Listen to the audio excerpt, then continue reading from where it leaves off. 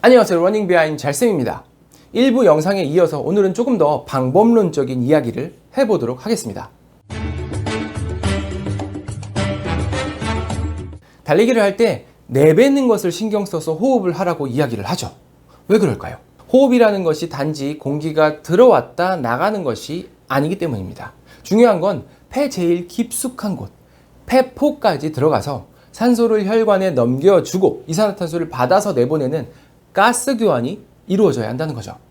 그러기 위해서는 들어간 공기가 전부 밖으로 빠져나와줘야 새로운 공기가 들어갈 수가 있다는 겁니다.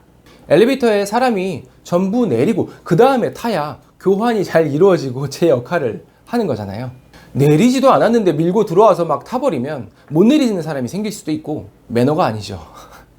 그래서 달리기 하면서 숨이 차면 숨을 내뱉을 때 호기에 조금 더 집중해서 호흡을 신경 쓰라고 하는 거죠. 깨끗이 내보내야 최대한 많이 들어오니까요. 또 한 가지 우리가 숨이 더 차다고 느끼게 되는 원인이 산소의 부족보다는 이산화탄소의 축적에 있기 때문입니다. CO2의 분압이 올라가는 것을 호흡 중추인 연수가 감지하게 되면 빠르게 호흡을 더 하도록 반응하거든요. 숨이 더 차지는 겁니다. 이산화탄소를 쭉쭉 뱉어줘야 숨이 덜 차겠죠. 달리기를 하면서 점점 숨이 차게 되면 더 많은 공기를 마시고 가스 교환은 더 효과적이고 빠르게 일어나야 하는데 충분히 내뱉어주지 못하거나 자세가 흐트러지게 되면 오히려 그런 부분들이 평소보다 더 잘 되지 않으면서 호흡은 더 가빠지게 되고 그러면 악순환이 돌면서 자신의 기량만큼의 실력을 발휘할 수가 없게 될 겁니다. 달릴 때 호흡의 방법이나 리듬은 많이들 아시는 것처럼 정답이라는 것이 없습니다. 본인이 편한 대로 쉬어주면 되는 거거든요. 실제로 엘리트 러너분들에게 호흡에 대해 물어보면 본인이 어떻게 쉬고 있는지 잘 모르는 경우가 많습니다. 왜냐하면 너무 오랫동안 몸에 배어서 적응되어져 왔기도 하고 또 시간이나 페이스에 따라서 호흡 리듬은 그때그때 달라지기 때문에 딱 뭐다라고 말하기가 애매한 거죠. 그렇기 때문에 자연스럽게 해주시라라는 말이 나오는 건데 그런데 초보 러너에게는 그것조차 쉽지가 않습니다. 전혀 자연스럽지가 않고 매우 숨이 찬데 이거를 어떤 방식으로 해야 되는 건가 라는 생각이 드는 거죠. 그래서 저는 기본적인 호흡법의 틀에 대해서는 알고 그 이후에 나한테 맞는 내 방식대로의 자연스러움을 찾아가야 되지 않을까 해서 이거에 대해서 데니얼스 러닝 포뮬러 서적을 참고해서 말씀드려 보도록 하겠습니다.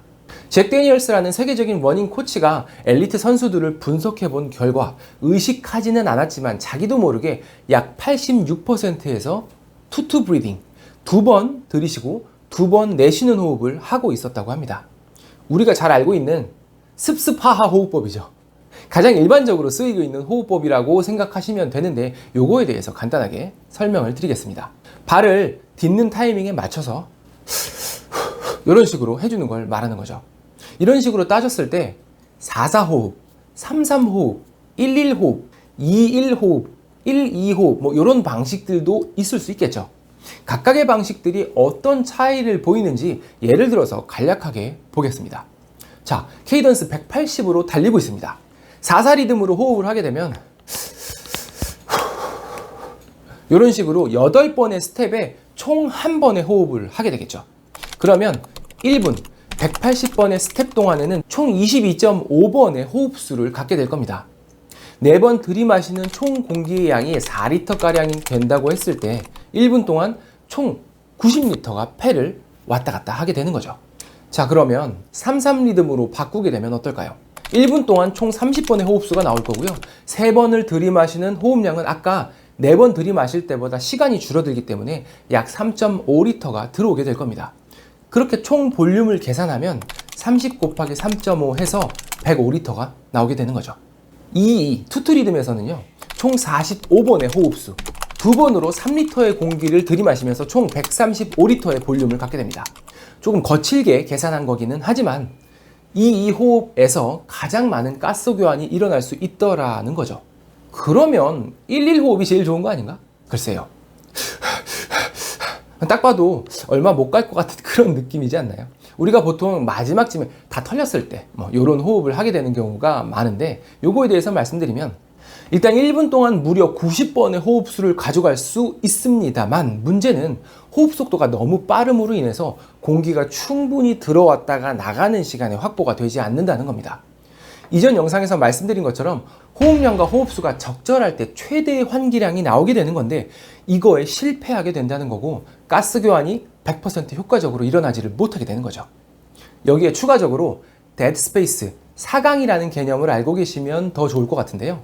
우리가 숨을 들이쉬면 폐포까지 가서 가스 교환에 참여하는 공기 말고 그 전까지의 공간에도 전부 공기가 차 있게 되거든요. 그런데 이 공기들은 가스 교환에 참여하지 못하고 타시 나갑니다. 그럴 수밖에 없겠죠. 그래서 이 공간을 가스 교환에 의미가 없는 공간, 죽어있는 공간이라고 해서 사강이라고 부릅니다. 여기 볼륨이 일반적으로 대략 150ml 정도 되거든요. 그러니까 내가 만약 숨을 300ml 정도 쉬고 있다고 하면 사실 진짜 호흡이 일어나고 있는 양은 150ml 정도밖에 안 된다는 거죠. 그래서 1,1호흡처럼 호흡은 빠르지만 호흡량이 과도하게 적어지면 4강의 존재까지 더해서 호흡이 너무 얕아지게 되고 효과적인 가스 교환이 일어나지를 못합니다. 무산소성 운동이 되어버리는 거고요. 그래서 얼마 못 가서 멈추게 되는 겁니다. 그래서 이 책에서는 결론적으로 가스 교환, 호흡근 등을 고려한 가장 효과적이고 효율적인 호흡 리듬은 2,2호흡에서 2,1호흡 정도 언저리에 있지 않을까라고 이야기를 하고 있고요. 책에서 제시하는 호흡법을 찾는 방법은 5km를 중간 강도 정도 페이스로 달리면서 첫 1km는 4,4, 그 다음 1km는 3,3, 그 다음 1km는 2,2, 그 다음 1km는 1,1, 마지막 1km는 다시 4,4 호흡으로 돌아오면서 어떤 호흡이 가장 편안하고 좋았었는지 경험해 봄으로써 자신한테 맞는 호흡법을 찾을 수 있다고 이야기합니다. 이런 방법도 좋고요. 아니면 처음 러닝 시작하시는 분들은 2호흡을 기준으로 러닝을 꾸준히 해 나가시면서 거기서부터 자신에게 맞는 자연스러운 호흡법을 시도해보고 터득하고 적응해 나가시면 되지 않을까 싶습니다. 저 같은 경우는 처음에 러닝을 스타트하면서 3-3호흡으로 이렇게 가볍게 가다가 페이스를 조금씩 올리면서 2호흡으로 러닝을 하고 있고요. 마지막 스퍼트 이런 것만 아니면 마지막까지 2호흡으로 유지하려고 노력합니다. 저는 아직까지는 그게 제일 편하더라고요. 자, 그래서 러닝 시 호흡을 잘할 수 있도록 해주는 평소에 할 수 있는 보강 운동은 어떤 것들이 있을까요?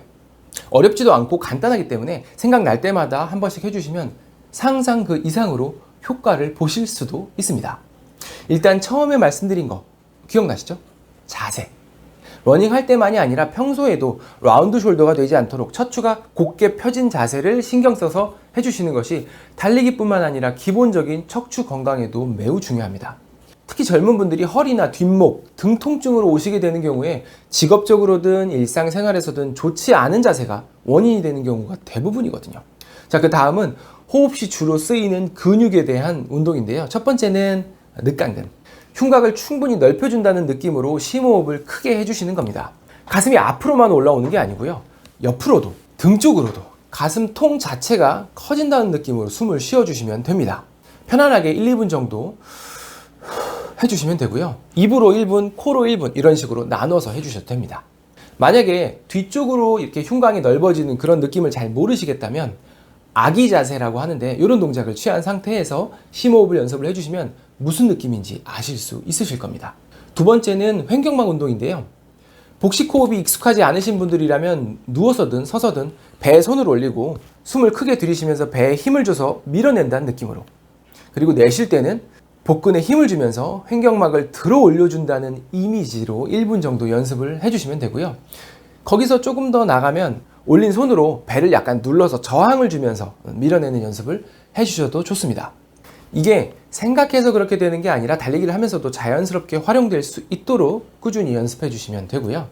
또 하나는 안정 상태에서 늑간근을 이용하지 않고 횡격막으로만 빠르게 호흡하는 연습을 해줄 수가 있습니다.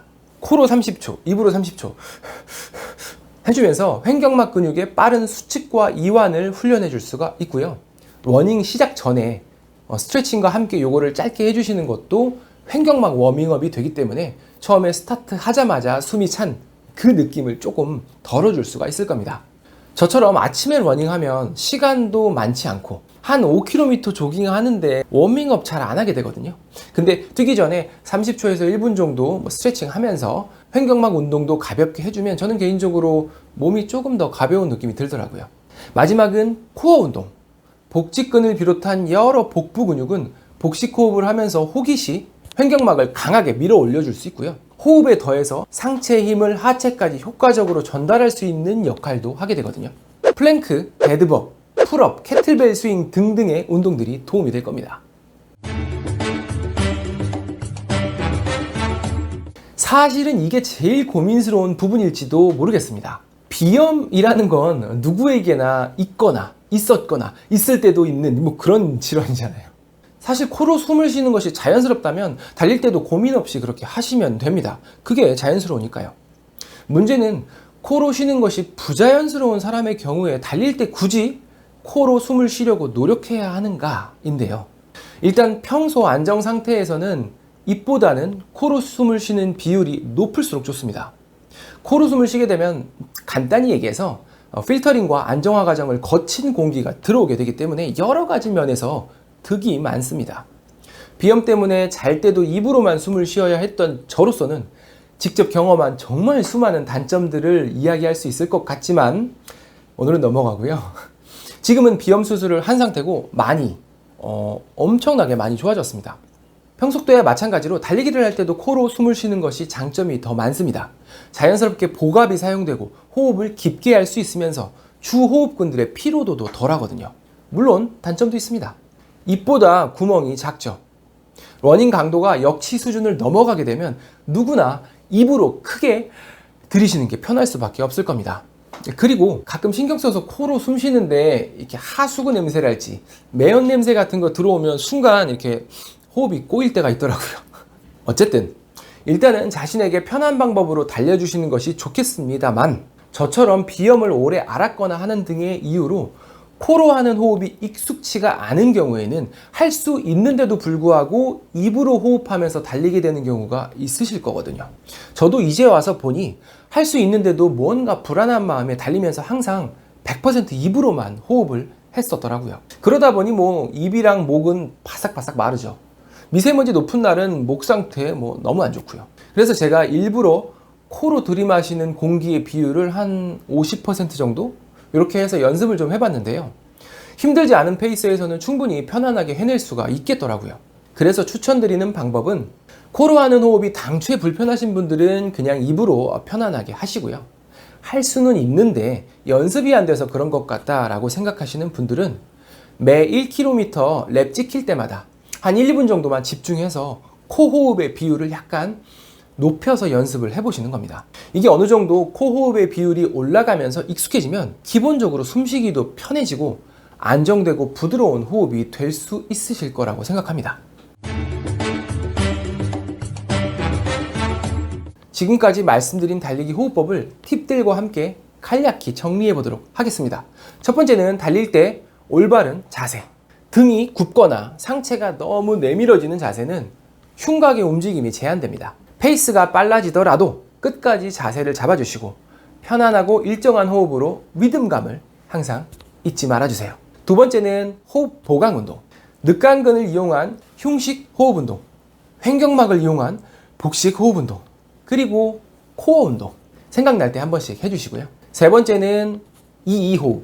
2-2호흡부터 시작해서 나랑 맞는 리듬의 호흡으로 틀을 잡아 나가시고 그때그때 러닝 강도에 따라서 맞춰서 해주시면 됩니다.